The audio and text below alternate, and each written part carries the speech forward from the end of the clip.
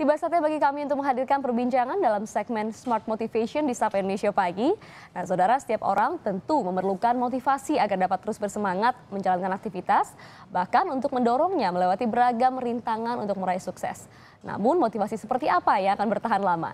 Pagi hari ini akan kita kupas bersama motivator teosentris Eloy Zaluku. Selamat pagi, Pak Eloy. Selamat pagi, Mbak Glory. Ya, silakan. Tentu ini menarik ya, karena motivasi ini yang selalu kita bicarakan setiap pekan. Ya. Tapi apa kita benar-benar tahu apa sih sebenarnya motivasi itu? Yes.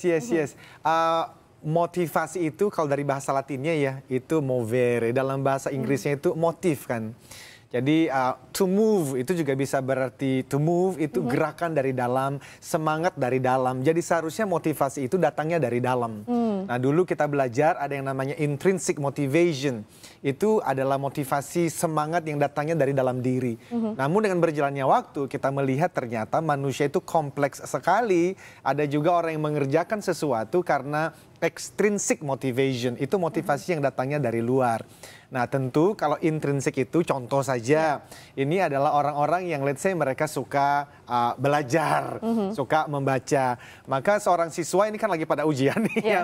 Seorang siswa yang emang motivasinya datang dari dalam, dia tidak harus dipaksa-paksa oleh orang tuanya karena memang dia sudah punya motivasi dari dalam dirinya. Dan dia suka begitu ya melakukan hal itu. Dalam pekerjaan misalnya, ada orang-orang yang kalau disuruh lembur oleh atasannya, waduh itu susahnya setengah mati. Kenapa? Karena dia punya motivasi kerja itu datangnya harus ada stimulus dari luar. Contoh, kalau saya lembur, saya dapat uang lemburan atau tidak? Kalau saya lembur, saya dapat penghargaan atau tidak? Jadi ada orang-orang di luar sana yang bangun pagi-pagi seperti ini, pergi ke pasar, pergi ke tempat kerja, karena kemungkinan di antara dua motivasi itu. Ada yang memang datangnya dari dalam, datang dari dalam itu karena dia bertemu dengan ada potensi dalam dirinya dan dia mau memberikan potensi terbaik itu di tempat kerja. Jadi kesadaran dan keinginan begitu ya? Exactly. Jadi orang-orang yang punya namanya itu intrinsic motivation adalah orang-orang yang punya self awareness yang baik. Jadi mereka memahami dirinya, memahami yang namanya potensi, bakat yang dia punya, dan dia juga mengerti ada tujuan-tujuan hidup ini yang akhirnya dia hidup untuk mengejar tujuan tersebut dan harusnya semua orang bekerja dengan intrinsic motivation ini tanpa mengatakan ekstrinsik itu tidak perlu.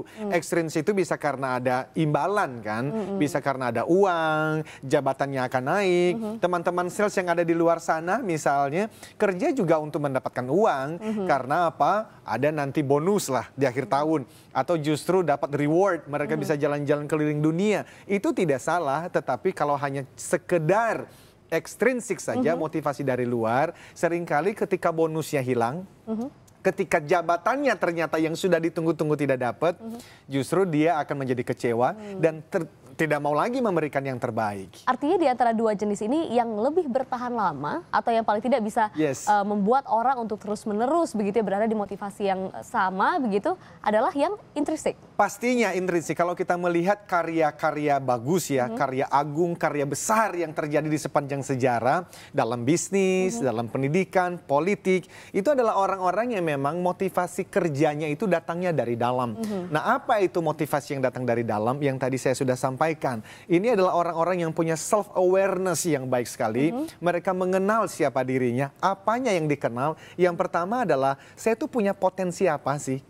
Saya hadir di dunia ini juga tujuannya untuk apa sih? Sehingga ada orang-orang yang bahkan merasa saya ini mau menjadi seorang guru di pedalaman misalnya. Dan akhirnya dia meninggalkan segalanya dan pergi ke sana.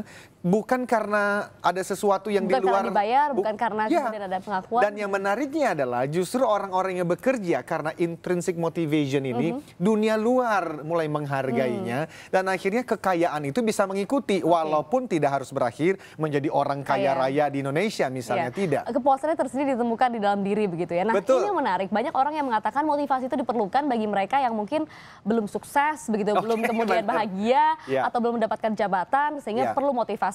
Tapi sebenarnya banyak juga nih contoh-contoh seperti para koruptor yang sudah punya posisi, sudah punya jabatan, punya uang, tapi masih melakukan hal-hal yang melanggar etika dan juga hal-hal pidana begitu. Apa sih motivasinya kalau seperti itu? Belum puas atau bagaimana? Sebenarnya bicara motivasi ya, kalau kita bicara Abraham Maslow mengatakan itu ada jenjang-jenjangnya memang. Dimulai dari let's say kita membutuhkan yang paling dasar, basic needs. Makan, minum, semua orang butuh. Jadi yang tidak dapat makan, minum, dia bangun pagi-pagi, dia bekerja. Bahkan termasuk let's say ya, mengumpulkan sampah hanya untuk mendapatkan makan dan minum.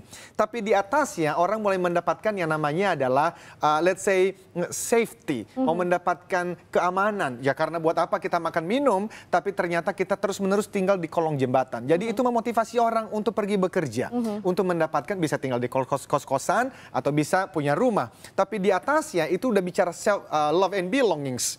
Disinilah orang-orang mulai mendapatkan ada cinta dari orang lain. Maka dia berkumpul dengan satu komunitas tertentu. Dia merasa belong pada suatu komunitas tertentu misalnya. Nah di atasnya di sini harusnya kita merasa oke, kalau udah cukup ya sudah dong. Maslow mengatakan tidak, bahkan sampai nanti self actualization di mana orang-orang itu mau menunjukkan mau memberikan legacy, mau meninggalkan warisan kepada generasi berikutnya. Pertanyaannya tapi kenapa di tengah-tengahnya kadang kita salah jalan, korupsi, bahkan bisa melakukan berbagai macam kesalahan yang lain. Nah kalau dari theocentric motivation, ini fokusnya justru kan spiritual ya.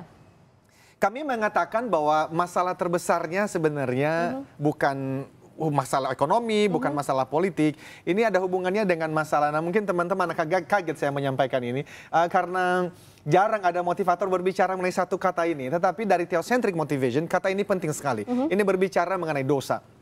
Jadi kecenderungan manusia yang sudah jatuh dalam dosa itu ya ada korupsi, ya perselingkuhan, kriminal. Semua orang punya kecenderungan itu. Oke, meskipun sudah mencapai posisi yang baik gitu ya, kepuasan dunia. Exactly. Tinggal pertanyaannya gimana dong meminimalisir kecenderungan dosa ini gitu loh. Nah maka di luar sana kita bisa belajar untuk mengontrol diri kan. Tapi juga dengan agama apapun harusnya belajar untuk punya spiritual yang baik.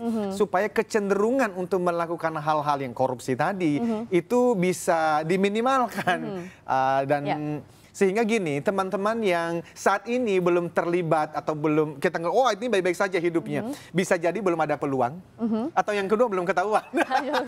Mudah-mudahan tidak ya. Jadi semoga motivasi apa yang kita bicarakan hari ini tadi ada yang dari dalam diri sendiri, ada yang dari luar, itu semuanya membawa ke arah yang positif. Ini yang kita harapkan ya. Harus dan motivasi membawa kita ke hal yang positif, tapi motivasi saja tidak cukup. Itulah inti daripada theocentric motivation. Motivasi dari dalam diri, tapi kita juga membutuhkan pertolongan dari Sang Pencipta, apapun agama keyakinan kita, karena pertemuan antara spiritual yang baik dengan motivasi yang pasti bisa, harusnya membuat kita bisa melakukan hal-hal yang selama ini kita tidak mampu lakukan. Menjadi sukses dengan cara yang baik begitu. Exactly, persis. Meskipun waktunya singkat, tapi Pak Eloy terima kasih banyak. Kita bicara soal motivasi pada hari ini, ada dua hal yang kita ketahui mengenai dari dalam diri yang lebih long last begitu, yang lebih tahan lama, dan juga motivasi yang juga tidak bisa dipungkiri begitu, ada juga motivasi yang dari luar. Nah, akan lebih lengkap lagi kalau misalnya mau menyimak perbincangan Pak Eloy ini hari Jumat ya? Di Smart FM, di Radio Smart FM, kami hadir setiap hari Senin pagi. Oh sorry, hari Senin pagi, dan itu live di 21 kota. Di kota-kota yang tidak ada Smart FM, ada Radio Sonora. Jadi ini semua di bawah grupnya Kompas Gramedia. Jadi hari Senin pagi jam 7 sampai jam 8 live di 21 kota. Silakan para pemirsa bisa mendengarkan juga di sana. Ya, mendapatkan motivasi yang berbeda-beda setiap pekan. Dan tentunya Pak Eloy juga masih akan hadir di pekan yang akan datang ya Pak ya, di Sapa Indonesia Pagi. Terima kasih sudah hadir hari ini. Terima kasih Mbak Glory, thank you.